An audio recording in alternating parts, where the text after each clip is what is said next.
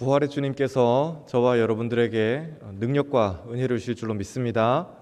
우리 좌우에 있는 형제 자매들 이렇게 축복하겠습니다. 주님께서 부활하셨습니다. 다시 한번 당신도 부활할 것입니다. 아멘. 우리가 영화 보면은 스포일러 하지 말라고 이야기를 하죠. 나 그 영화 봤는데 아는 척하고 막 이러면은 굉장히 싫어합니다. 나는 안 봤으니까요. 끝까지 모른 채로 영화관에 들어가서 봐야지 영화의 마지막이 어떻게 되는지를 알 수 있는 겁니다. 그런데 우리 인생의 스포일러는 다 알고 싶어 하고 좀 듣고 싶어 합니다. 내 인생이 마지막에 어떻게 되는지를 알고 싶은 것이죠. 주님께서는 그 스포일러를 부활을 통해서 보여주셨습니다. 우리 인생은 죽었다가 다시 살아날 것이고, 깨졌다가도 다시 붙을 것이고, 망했다가도 다시 일어날 것입니다. 그것이 우리 인생의 스포일러입니다. 저와 여러분의 결말이 될 줄로 믿습니다. 그것이 바로 부활의 주님께서 우리에게 먼저 보여주신 우리 삶의 결말입니다. 성경이 다 끝날 때 보면 계시록이 나옵니다. 그때 계시록의 주제는 복잡하고 무슨 어려운 이런 이야기가 아닙니다. 세상에 종말이 온다, 666을 받지 마라 이런 이야기가 아니에요. 계시록의 분명한 주제는 예수 그리스도는 승리하신다입니다. 교회는 승리한다가 우리잖아요. 신당중앙교회도 교회지만 우리도 교회입니다. 여러분 한 분 한 분이 다 교회인데 그 교회가 예수와 함께 승리할 것이다. 역사의 영원한 승자가 될 것이라는 것이 우리 삶의 스포일러입니다. 오늘 말씀의 말씀의 제목을 폐허에서 맨발로 서다라는 표현을 사용했습니다. 하나님께서 모세를 출애굽기 3장에서 만나 주신 산이 하나님의 산이라고 하는 호렙 산입니다. 그 사람들의 말로 폐허라는 뜻입니다. 아무것도 없는 폐허죠. 실제로 오늘날에도 이 시내산을 가면은 같은 산입니다. 이름만 다르지 같은 산인데, 시내산은 산은 높지만은 정말 아무것도 없는 돌산입니다. 차라리 민둥산이면 깎아내서 흙이라도 퍼서 공사라도 해볼 텐데, 시내산은 그 자체가 거대한 바위 덩어리예요. 그래서 이걸 정말 아무짝에도 쓸 데가 없는 그런 산입니다. 빈 산이고 풀도 없고 나무도 없는 그런 폐허와 다름없는 산입니다. 그곳에서 하나님이 모세를 만나 주세요. 혹시 오늘 말씀을 들으시는 분들 중에 내 인생은 하나님 정말 남아있는 게 없습니다. 혹은 정말 주님 제가 지금까지 살아왔는데 딱히 손에 쥐고 있는 게 없어요.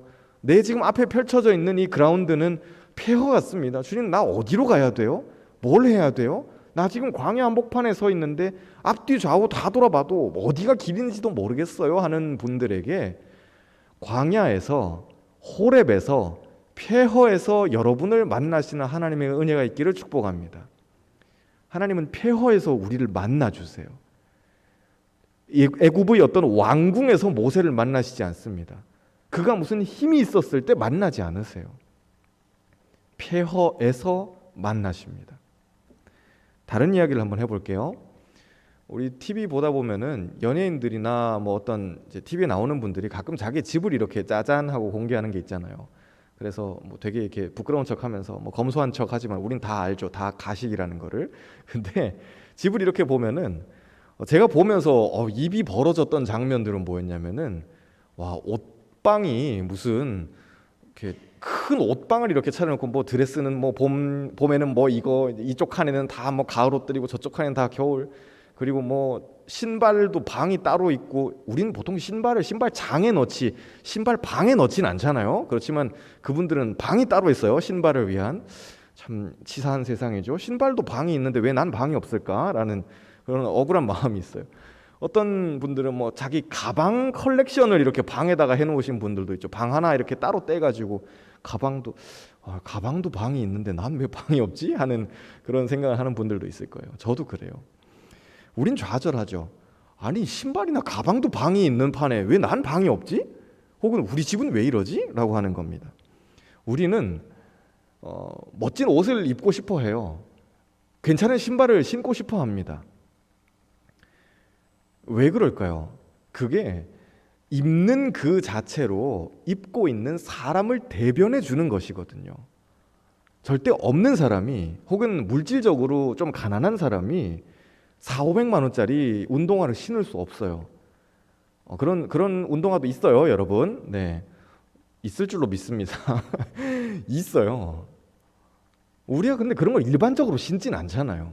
그런 돈이 있으면 저나 여러분 같으면 아우 예쁘게 묵혀둬야지, 적금 부어야지 뭐 이런 생각을 하지, 500만 원 있으면 그래? 그럼 이번에 운동화를 한번 사볼까? 이런 생각을 하진 않는다고요. 그런데 나를 꾸며줄 수 있는 그것이 된다면은, 우리가 만약에 재정적인 여유가 있다면은 더 화려한 것, 더 값진 것, 더 있어 보이는 것으로 나를 꾸미려 그래요. 왜일까요? 입는 그것이 곧 나를 대변해 주는 것이 되거든요. 신는 그 신발이 나를 대변해 주는 것이 되고, 내가 몰고 다니는 차가 곧 나를 대변해 주는 것이 되기 때문에 그래요. 집도 마찬가지입니다. 나는 왜 검소하게 살까요? 저와 여러분이 검소하게 사는 이유가 뭘까요? 돈이 없어서요. 우리는 검소하고 싶어서 검소한 게 아니에요. 돈이 없어서 그런 거잖아요. 우린 죄를 왜 안 지을까요? 힘이 없으니까 죄를 안 짓는 거예요. 저나 여러분이 힘이 있어 보세요. 그럼 당장 죄 짓고 살걸요. 어쩌면 이건 우리에게 하나님 주신 은혜예요.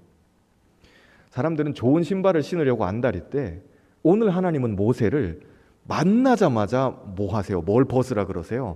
신발 벗고 맨발로 있으라고 말씀하셔요. 사람은 더 화려한 의식주를 갖추려고 해요. 더 내 삶에서 있어 보이려고 뭔가를 자꾸 가지려고 하는데, 우리를 만나시는 하나님은 만나자마자 다 벗으라고 말씀하시는 거예요. 그래야 나의 실체를 볼 수 있기 때문에 그래요. 세상의 논리예요, 사실.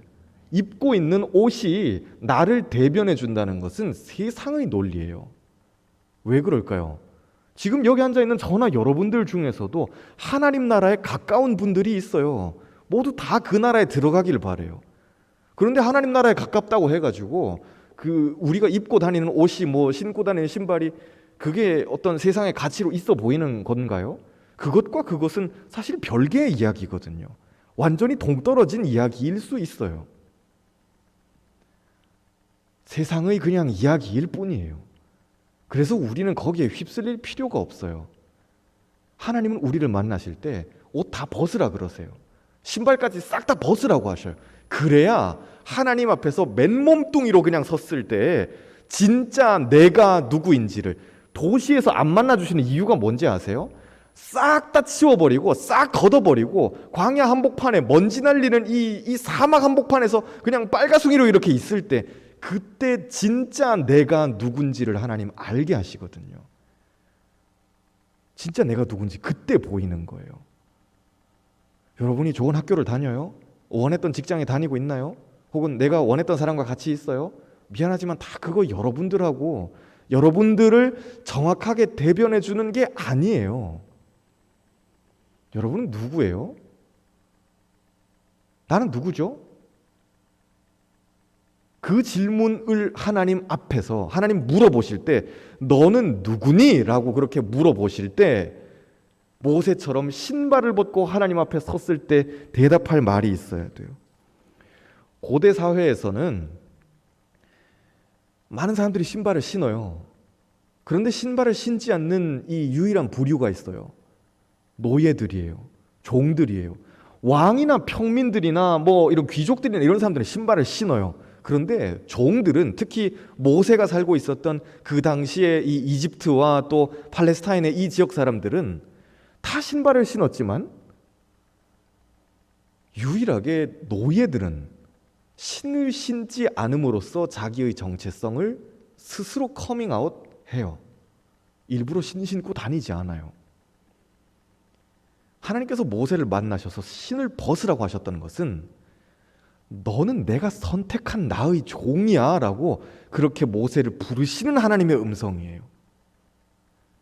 조금 이따 또 이야기해 보겠습니다. 우리는 하나님이 우리를 그렇게 부르신다니까, 에이 왜 내가 하나님 섬겨야 돼요? 어디다가 나타나가지고는 나한테 이렇게 윗사람 노릇하려고 그래요? 내가 왜 교회를 섬겨야 되죠? 내가 왜 하나님의 일을 해야 되나요? 하나님 나 아세요? 언제 봤다고 이러세요? 라고 우리는 항변할 수 있지만은, 하나님께서 우리를 부르셔서 종으로 삼아주시고, 하나님께서 우리를 그분의 대사로 삼아주신다는 것 자체가 결코 우리가 기분 나빠할 일이 아니라는 것을 우리는 알아야 돼요.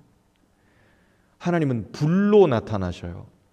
떨기나무, 말이 좋아 떨기나무지 그 허허벌판 광야에서 그냥 저기 바닥에 굴러다니는 그냥 검불이에요. 둥그렇게 이렇게 말려있는 먼지 구덩이에요.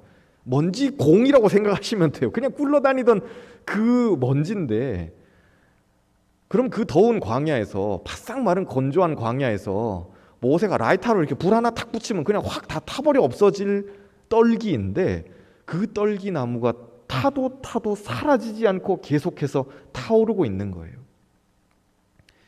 하나님은 성경에서 불로 나타나시죠. 모세에게 하나님 불로 나타나셨어요.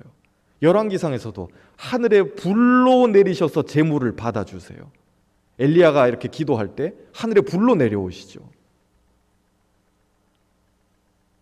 이 사도행전에서도 성령 강림 때 하나님 내려오실 때, 성령께서 오실 때 제자들의 머리에 타오르는 불꽃처럼 그렇게 오셨다고 했어요. 하나님 우리에게 불로 오세요. 그런데 하나님께서 불로 오신다는 것은 무엇이냐면은 우리를, 그리고 인간을 깨끗하게 하시겠다는, 정결하게 하시겠다는 그분의 의지예요. 불로 계속해서 재련하는 거예요. 마치 금이나 은을 이렇게 단련하는 것처럼, 혹은 쇳덩이를 불에 계속 달구고 또 식혔다가 불에 또 달구고 또 식혔다가, 쇳덩이의 입장에서는 얼마나 괴롭겠어요. 그런데 단련하면 할수록 더 강력한 검이 되는 거죠. 가장 무서운 징벌은 무슨 전쟁이나 전염병 같은 게 아니에요. 우리도 지금 전염병의 시대를 살고 있지만은 하나님께서 우리에게 주실 수 있는 가장 무서운 징벌은 취직 안 되는 게 무슨 징벌이 아니에요. 결혼 못하는 게 징벌이 아니에요. 경제적으로 궁핍한 것도 절대 하나님의 벌이 아니에요. 무엇이냐면 내 마음대로 할 수 있고 내가 맘먹은 대로 다 되고 길이 열리고 뚫리고 다 잘 되는데 하나님으로부터 아무런 경고의 사인이 없을 때, 그때가 가장 무서운 징벌의 타이밍이에요. 하나님 그냥 내버려 두시는 거예요. 내가 하나님께 아무런 관심이 없어요. 내가 하나님과 만났을 때 아무런 할 말이 없어요. 좀 무슨 말을 해야 되죠? 뭐 이런 하나님과의 교제가 아무것도 없는 그런 상태인데도 불구하고, 하나님으로부터 오는 아무런 메시지가 없을 때, 그때가 가장 무서운 징벌이에요. 하나님은 불로 모세에게 나타나세요. 그것은 모세를 정결하게 하시겠다는 거예요. 하나님 안 만나면은 모세는 여전히 자기 살고 싶은 대로 살았겠죠. 애굽의 왕자로 살았을 거예요. 그분의 계획이 없었다면은, 미디안으로 모세가 도망가지 않았다면은, 우리는 모세 이야기를 다 아니까, 모세가 그렇게 도망가지 않았다면은 모세는 왕자로 떵떵거리면서 잘 살고 있었겠죠. 그런데 그렇게 우리도 살면서 하나님으로부터 아무런 이 신호등도 없이, 어떤 교통 표지판도 없이 그냥 계속 질주한다면은 그 삶은 절대 안전을 보장할 수 없는 삶이라는 거예요. 하나님 우리를 만나셔서 정결하게 하기를 원하세요. 왜? 우리를 정결하게 하셔서 사용하시기 위함이에요. 우리 좌우에 있는 형제 자매들 이렇게 한번 축복하겠습니다. 하나님께서 당신을 쓰십니다. 아멘. 하나님이 우리를 쓰셔요. 쓰시는데 앞에 했던 이야기를 다시 해볼게요. 우리가 하나님의 종이 된다는 것은 결코 기분 나쁜 이야기가 아니에요. 대통령의 특사가 되어서 혹은 고위급 외교관이 되어가지고 세계를 누비는 그런 상상을 해보세요.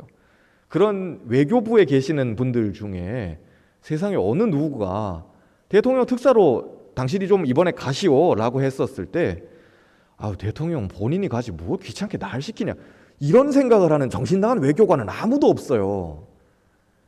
외교관으로 자기가, 대통령이 자기를 임명해서 그 나라의 특사로 가라고 했다면은 그것을 개인이나 가문의 영광으로 알고 나라를 위해서 내가 일하는 거니까 열심히 한번 해보겠습니다 해서 준비를 하는 게 정상적인 생각을 하는 외교관이에요.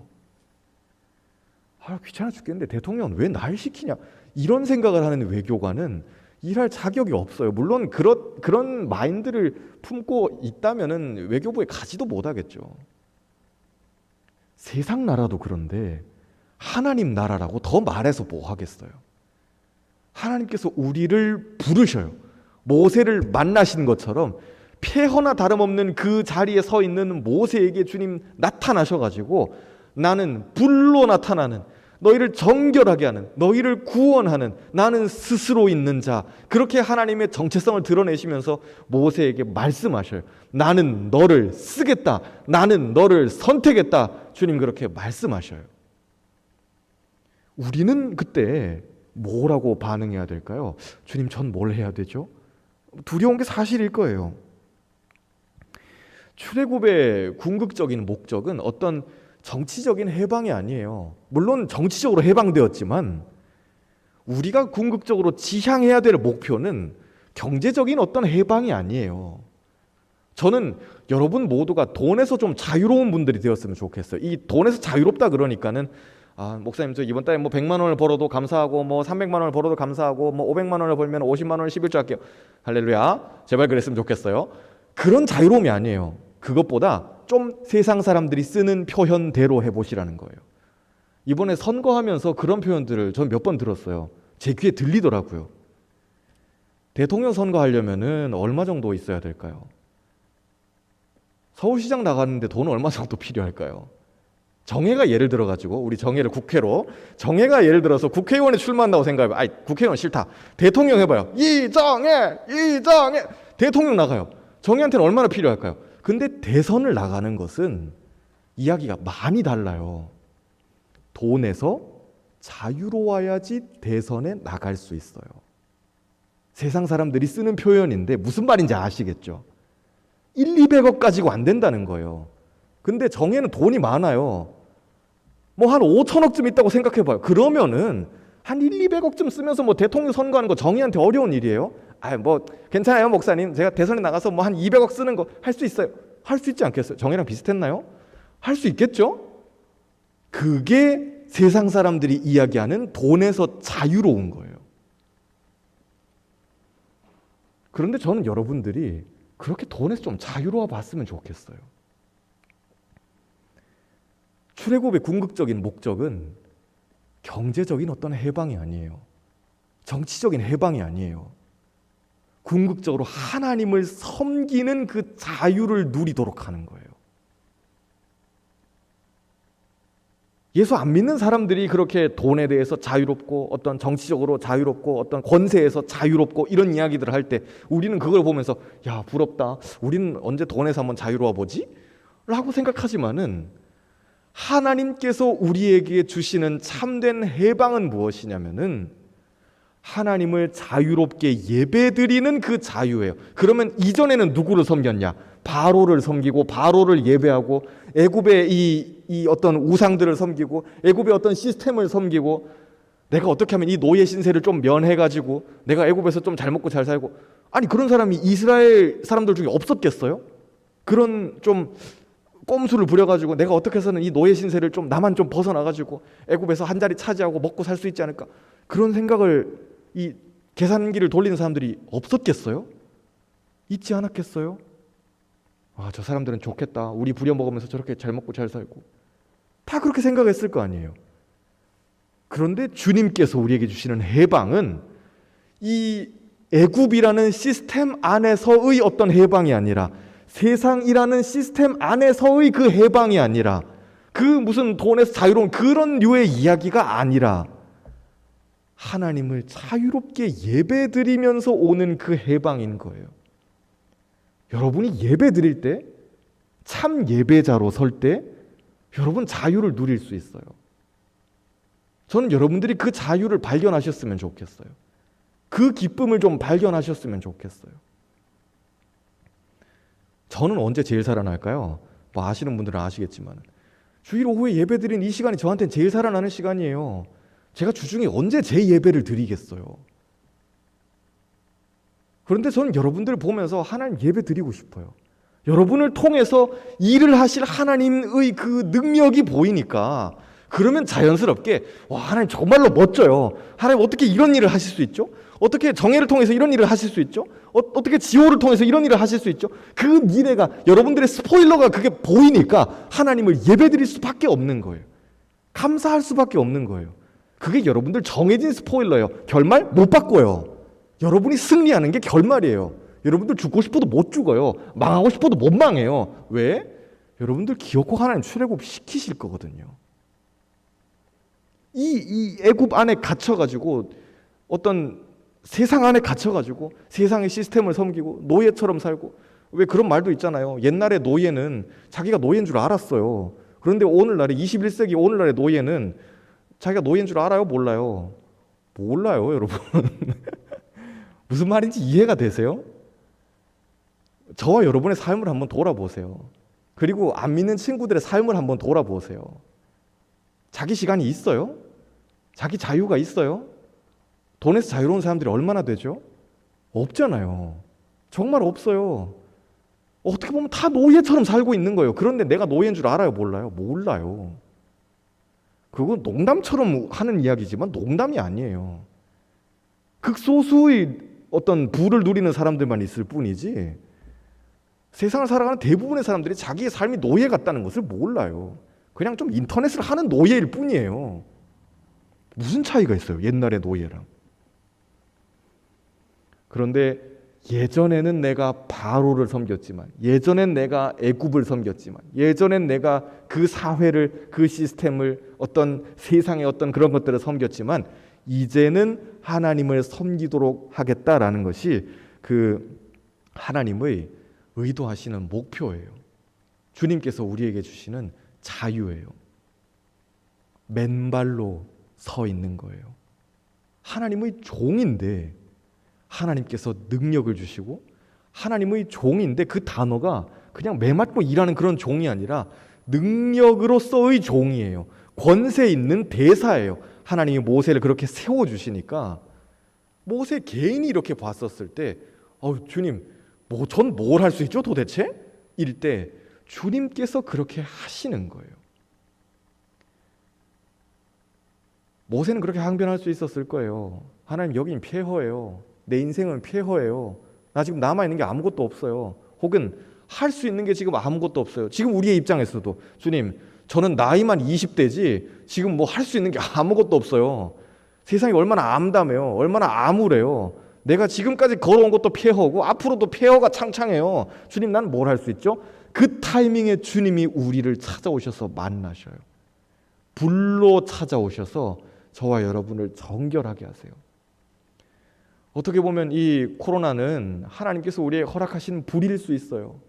우리를 정결하게 하셔요. 여러분이 겁내하지 않으셨으면 좋겠어요. 자꾸 목사님 인원수가 줄면 어떡해요? 혹은 교회가 문을 닫으면 어떡해요? 자꾸 교회가 욕을 먹으면 어떡하죠? 겁날 수 있어요. 저도 사실 겁나요. 그런데 두려워하지 않을 수 있는 이유는 무엇이냐면은 하나님께서 이 불을 쓰셔서 우리를 정결하게 하셔요. 어차피 안 나올 사람들은 뭔 소리를 해도 안 나와요. 어차피 나올 사람들은 무슨 일이 벌어져도 나오게 되어 있어요. 다음 주에 뭐 확진자가 늘어나가지고 우리 다 또 줌으로 예배 드려요 이러면 좀 답답하겠죠. 그런데 예배를 사모하시는 분들은 어차피 또 줌에 접속해가지고 또 예배 드릴 거예요. 그지 않겠어요? 하나님께서 이렇게 단련하셔요. 불로 단련하셔요. 그 검을 단련하셔요. 여러분이라는 그 검을 하나님 단련하셔가지고 어디다 쓰겠어요? 벽에다 걸어놓고는 해 멋있지? 이러시겠어요?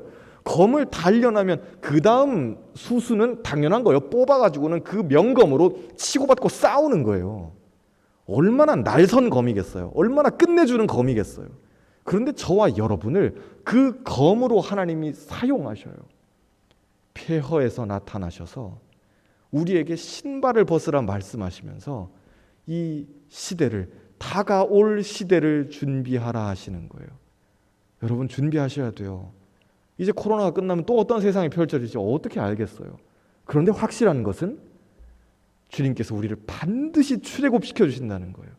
반드시 구원의 역사로, 승리의 역사로 우리를 인도하셔요. 여러분 서 있는 상황이 좀 어렵고 힘들고 광야 한복판에 서 있는 것 같지만 그때 주님 음성 들을 수 있어요. 꼭 들으시기를 바라며 새로운 한 주도 부활의 주님과 함께 여러분 승리를 체험하시는 한 주 되시기를 주님의 이름으로 축복합니다. 우리 같이 기도하겠습니다. 아브라함과 이삭과 야곱의 하나님이라고 그렇게 말씀하십니다. 나는 너희와 언약한 하나님이다. 나는 너희를 인도하는 하나님이다. 나는 너희를 잊지 않고 있다. 나는 약속을 잊지 않고 있다 말씀하시는 그 하나님의 음성을 듣게 하여 주옵소서. 거룩하신 하나님, 우리를 거룩하게 단련하셔서 모세처럼 하나님의 일을 감당할 수 있는 위대한 사람들로 서게 하여 주옵소서. 우리가 기쁨으로 시들 벗고 이 하나님의 산에 서서 하나님 예배드리고 또 세상 가운데 서서 내 삶을 지키고 또 하나님께 예배드리면서 그렇게 하나님께 영광을 올려드리는 것이 우리의 기쁨이 될 수 있도록 주님 우리에게 은혜를 내려 주옵소서. 감사드리며 예수 그리스도 이름으로 기도합니다. 아멘.